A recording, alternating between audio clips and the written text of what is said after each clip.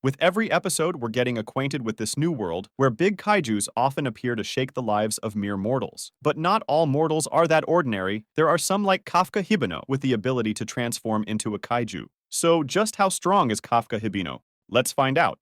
To know how special Kafka is, we need to understand how power works in the world of Kaiju number 8. Today, in this video, we'll understand kaijus, humans, and then there's Kafka, who's a bit of both. Let's get started. To fight off kaiju, a special defense force is in place. The officers who constitute the defense force are humans who have trained and honed their natural talents to protect humanity. And the strength of its officers is determined by a few key factors. First one is potential. Every human has some innate potential, strength, and talent. For example, Reno Ichikawa's ability to grasp things quickly is an ability unique to him. He has the potential to quickly learn. Take another thing into account. Is aptitude. This is what is tested in the Defense Force Entrance Examination second stage. The year that Reno and Kafka appear, they have to do a kaiju elimination test for their second round of the second stage of the exams. The elimination is first preceded by all candidates wearing the kaiju battle gear, and how much power the user can bring out of the battle gear is dependent on their aptitude. Next, it's all about how you use what you've got. Natural abilities or talent will only prove fruitful if it's used the right way. A person can train to get better at their ability or mold their strength in the most efficient way possible. Kikoru Shinomiya is the perfect example of natural talent and putting that talent to use. And last but not least, weapons.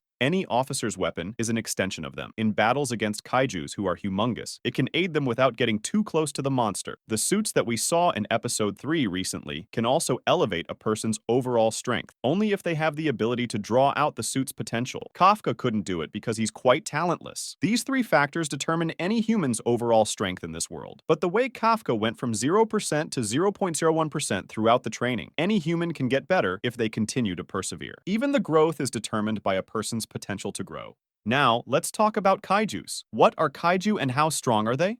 There's no information about their origin, but their sole purpose in the story so far is destruction. The smallest of kaiju has the ability to take several lives. As for the bigger kaiju, they can destroy large terrains, causing a large number of casualties. Kaiju come in all shapes and sizes, but their classification is done on the basis of their fortitude. The fortitude is a unit that measures how threatening any kaiju is. The way Kafka was able to tell his fellow examinees the weak spot of the kaiju tells us that every kaiju has some weaknesses. In the anime, we've encountered various types, like Honju, Yoju, and those with numbers. Honju are kaijus that have a fortitude of 6 and above. It takes an entire platoon to defeat a Honju, or the vice captain or captain themselves. Yoju are underlings that accompany a Honju. The monster that attacked Kafka and Reno was also a Yoju.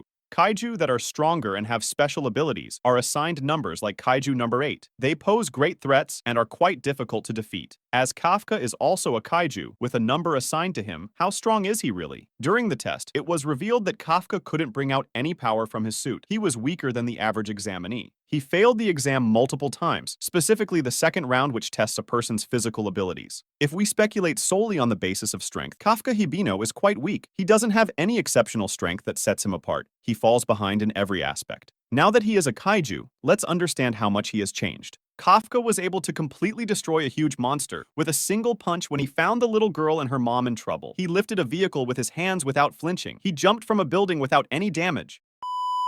Kafka gets significantly stronger in his kaiju form. At the end of the examination, it is revealed that Kafka's fortitude level is 9.8. This puts him way above a Honju. Kafka Hibino can cause severe damage or even kill the commanders of the defense force without exerting himself too much. Whatever we've seen of Kikoru Shinomiya, it's safe to say that Kafka is way stronger than her.